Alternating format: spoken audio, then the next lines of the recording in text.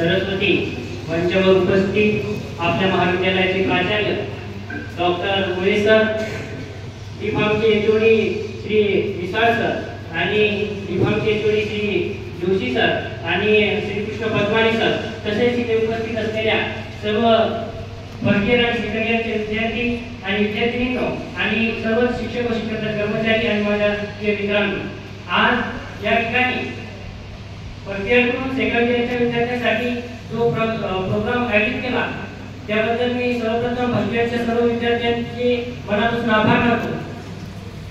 मित्रांनो, माणसाच्या आयुष्याला कुठे ना कुठे वळण असतं आणि ते टाळतो म्हटले ना नाही टाळता येत, त्यामुळे आपल्याला आपण या ठिकाणी ऍडमिशन घेतलं आणि आपण या ठिकाणी जातो। तर त्यामुळे मित्रांनो, आपण या 2 वर्षाचा पूर्ण हा कालावधी असतो, परंतु खऱ्या अर्थानं तर तो 2 वर्ष आपल्याला मिळालंच नाही, कारण फर्स्ट इयर फक्त 3 महिन्यातच झालं होतं। 18 डिसेंबर 2022 रोजी मी या ठिकाणी ऍडमिशन घेतलं आणि आपला सर्वांचा पहिला दिवस जो होता कॉलेजचा तो 26 डिसेंबर 2022। तेव्हापासून ते आज 8 एप्रिल 2024 पर्यंत आपण या ठिकाणी राहिलो। त्यामुळे खूप चांगल्या आणि काही अनुभव देणाऱ्या गोष्टी आपल्यासोबत घडल्या। तर मित्रांनो, खऱ्या अर्थानं मला मनोबल व्यक्त करायचं होतं सुरुवातीला, परंतु आपले सेकंड इयरच्या एका विद्यार्थ्यांनी सांगितल्याप्रमाणे सर्व सांगितलं। तर त्या दिवशी मला जोशी सर म्हणाले होते की फर्स्ट इयरच्या विद्यार्थ्याला असं काहीतरी मार्गदर्शन होईल या दृष्टीने तू बोल। त्यामुळे मी फर्स्ट इयरच्या विद्यार्थ्यांना सांगू इच्छितो की मित्रांनो, आपले सर्व विषय हे फर्स्ट इयर मध्ये फर्स्ट इयरचे क्लिअर केले पाहिजे आणि सेकंड इयर मध्ये क्लिअर झालेच पाहिजे। कारण की मित्रांनो, कोणत्याही विषयाला तुम्हाला मी थोडंसं सांगायचं झालं तर कोणत्याही विषयाला तुम्ही हलक्यात घेऊ नका किंवा कोणताही विषय हा खूप कठीण किंवा अवघड नसतो असं मला वाटतं। मित्रांनो, एखादा विषय असेल की ज्याला तुम्ही असं समजत असाल की हा खूपच सोपा विषय आहे। माझ्या बाबतीत सांगायचं झालं तर फर्स्ट इयर मध्ये असताना मोहरीत सरांचा जो विषय आहे ह्यूमन अॅनाटॉमी अँड फिजिओलॉजी, असं वाटत होतं की हा विषय सर्वात सोपा विषय आणि या विषयाचा अजिबात अभ्यास करायची गरजच नाही, त्याच्यामुळे आम्ही त्याचा कधी अभ्यास केलाच नाही। आणि आम्हाला वाटायचं की जे भुले सर होते ते फार्मास्युटिकल केमिस्ट्री शिकवायचे आणि तो विषय खूप कठीण आहे असं वाटायचं।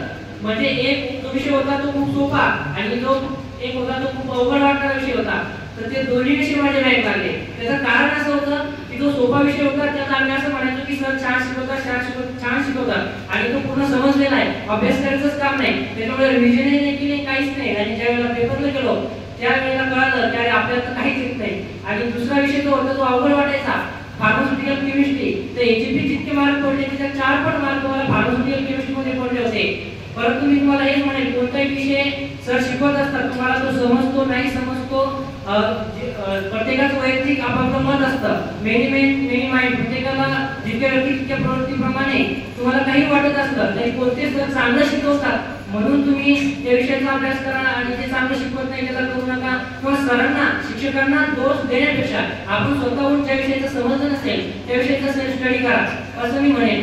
कारण की मित्रांनो, फार्मसी म्हणजे सर्व काही नाही, परंतु फार्मसीला ऍडमिशन घेतलं तर 2 वर्षाची फार्मसी ही 2च वर्षामध्ये पूर्ण झाली पाहिजे।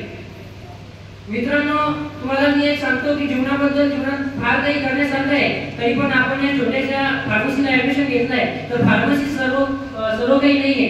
आत्महत्या वगैरे करण्याचे काही मागे बातम्या वाचल्या की नापास झाल्यात तर कोणी आत्महत्या वगैरे करतात, पण आपले इथे विद्यार्थी तसे नाहीये। परंतु तरीही अशा गोष्टीचा विचार न करता आपण अभ्यासाला पर्याय नाही। एकच गोष्ट आहे की सर्वांनी अभ्यास करा आणि फर्स्ट इयर क्लिअर करा, सेकंड इयरचे जे विद्यार्थ्यांना शक्य होईल त्यांनी क्लिअर करा, ज्यांना नाही शक्य होणार त्यांनी अजून 6 महिने परीक्षा द्या आणि एका वर्षात म्हणजे कमीत कमी 3 वर्षात तरी आपली फार्मसी क्लिअर झाली पाहिजे।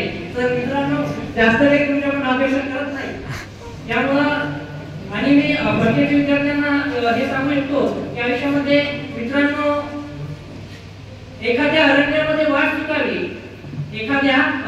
वाट चुकावी आणि विश्रांतीसाठी एखाद्या झाडाखाली बसावं, तेथे विंचू असावा, त्याला मारण्यासाठी दगड उचलावा, त्याखाली साप निघावा, त्याच्यापासून जीव वाचवण्यासाठी पळत असताना विहिरीने अंथरलेल्या एखाद्या विहिरीत पडावं, त्या विहिरीमध्ये भलीमोठी मगर असावी, तिने वेध घेण्यापूर्वी एखाद्या फांदीचा आधार घ्यावा,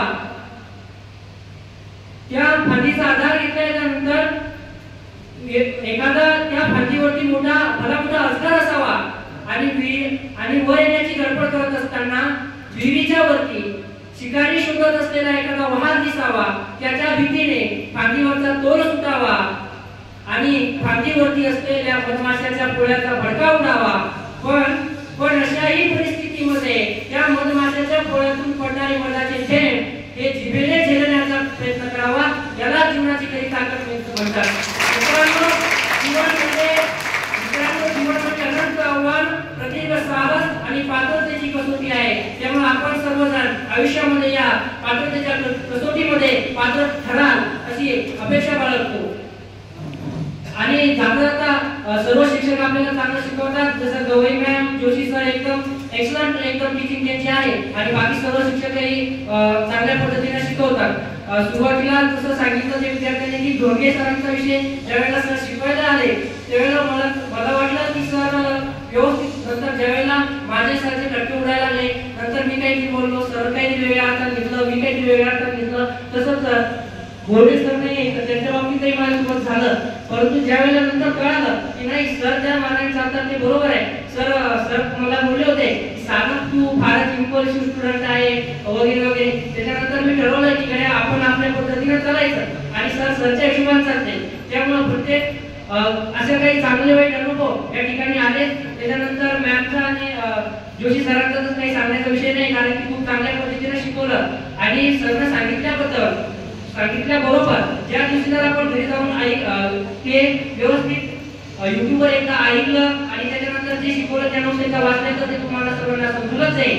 परंतु मी विशेष करून भोंडे सर या ठिकाणी ते सर्व एक्स्ट्रा नॉलेज आपल्याला देतच असतात. परंतु मी एक छोटीशी गोष्ट सांगू इच्छितो की सर आपल्या घरी दूध देण्यासाठी येत असतो.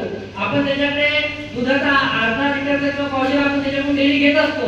परंतु ज्यावेळेला आपल्या घरचं कोणीतरी ते दूध घेण्यासाठी जातं त्यावेळेला आपण ते त्या मापात किती दूध दूध देणारा टाकतो याच्याकडे लक्ष देण्यापेक्षा त्याच्यापेक्षा जास्त लक्ष आपलं हे ते मागून जे बोटवर दूध टाकतो त्या दुधाकडे असतं. त्यामुळे मला हेच म्हणायचं आहे की सर तुम्ही शिकवता आणि तुम्ही शिकवता ते तुमचं कर्तव्य आहे, आम्ही शिकतो हे आमचं कर्तव्य आहे. परंतु तुम्ही शिकवत असताना त्याच्यामध्ये थोडासा कसं ते दुधाच्या मोठ्या विद्यार्थ्याची एक म्हणजे आपल्या लोकांची अपेक्षा असते की ओढून टाकतात, तसं तुम्ही आम्हाला अजून एक्स्ट्रा नॉलेज जे की पुस्तकाच्या बाहेरचं थोडंफार नॉलेज देतात आणि अजून द्यायला हवं अशी अपेक्षा बाळगतो. आणि बर्ग्याच्या सर्व विद्यार्थ्यांचे पुन्हा एकदा मनापासून धन्यवाद देतो.